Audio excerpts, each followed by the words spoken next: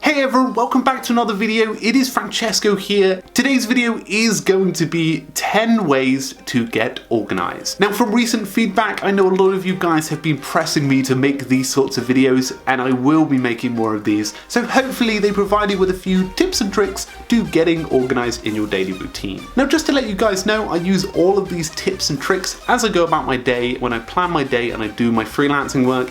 They really do help me to just keep organized and stress-free, so feel free to use them where and how you see useful. So the first one on the list is setting clear goals and targets. Now, when it comes to being productive, the best way to keep organized is actually to set yourself clear goals. Now, it sort of makes sense. Actually having those clear goals will help anything that you do, whether it's the book you read or the podcast you listen to, or even like the things you do in the evening, it will help map to that bigger goal.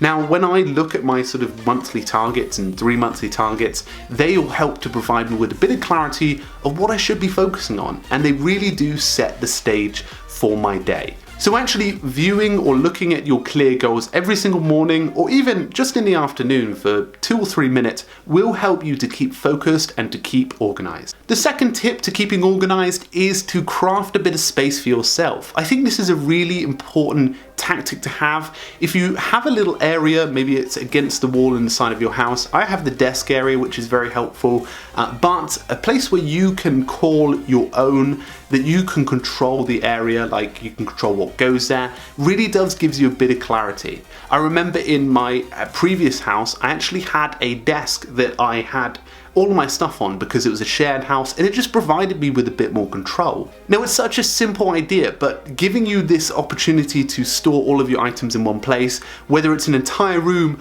or a small little area in your house, it will provide you with a bit of control and a way to start keeping you organized. So the third tip is to master the structure of your to-do list application. I speak to so many people that have a really simple to-do list application, but it works for them, and I really love that. Because once you've made a strong base with your to-do list application or your to-do list on physical paper, it provides you with so much more clarity. Sometimes when you have a busy day and schedule and things get in the way, it can chop and change about. And the great thing about having a strong base with your to-do list app or list provides you with more scalability. So for example, let's say you go from an accountant role to head of accounting in the space of a week, and you freak out because you've got so much more responsibility, so much more items, then that scalability actually is there for you. So being able to master that is so very important to your organization.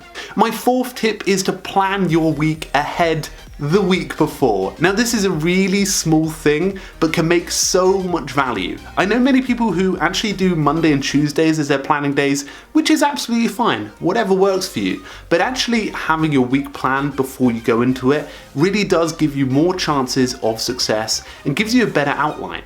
Now, I speak to a lot of people who have days that change about, and it's a bit manic. It looks manic, but having a week plan before will give you a bit of an outline, and then during the week, and your day gets busy, your schedule gets busy, you can chop and change. But when it comes to the week ahead, grabbing Friday or Saturday to do 10-20 minutes of planning towards that week will really save you some valuable time. Tip number 5, again, a very simple one, getting all of your clothes ready the night before. Now, this is something I started doing about maybe 7-8 months ago, and I did it a little bit when I was a kid, but actually having your clothes ready the night before will really help your decision making in the morning to be reduced. If you're looking to get organized, this is a great tip, and you can apply this to lots of different aspects of your life.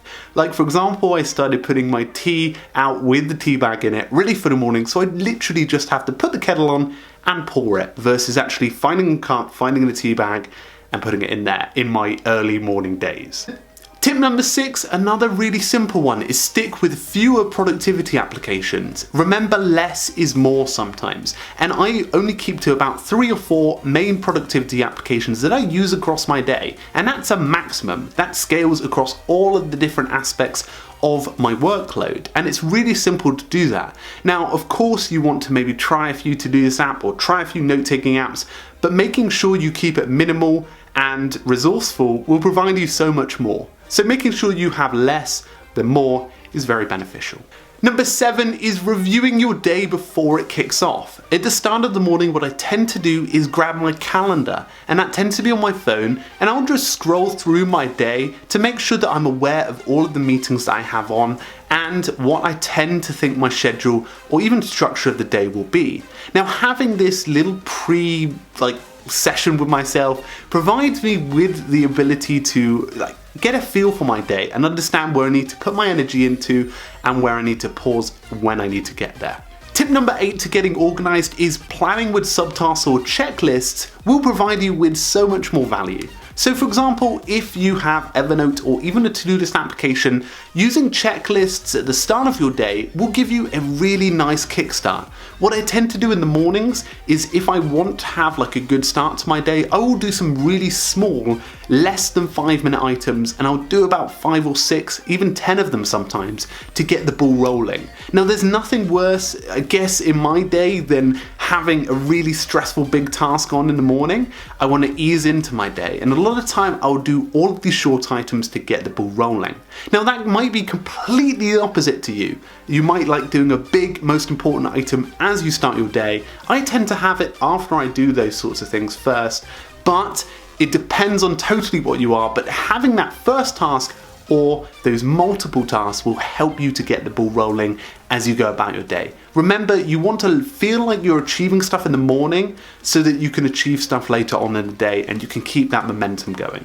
Number 9 is to be fluid with your schedule despite changes. Now, we all know at work, sometimes our meeting schedule changes or even another item comes on the most important list and you're like, what do I do? Now, I used to be like this a lot before, maybe about a year ago or a year and a half ago. I would, if we changed schedule on the weekends, I would sort of freak out and maybe get a bit grumpy.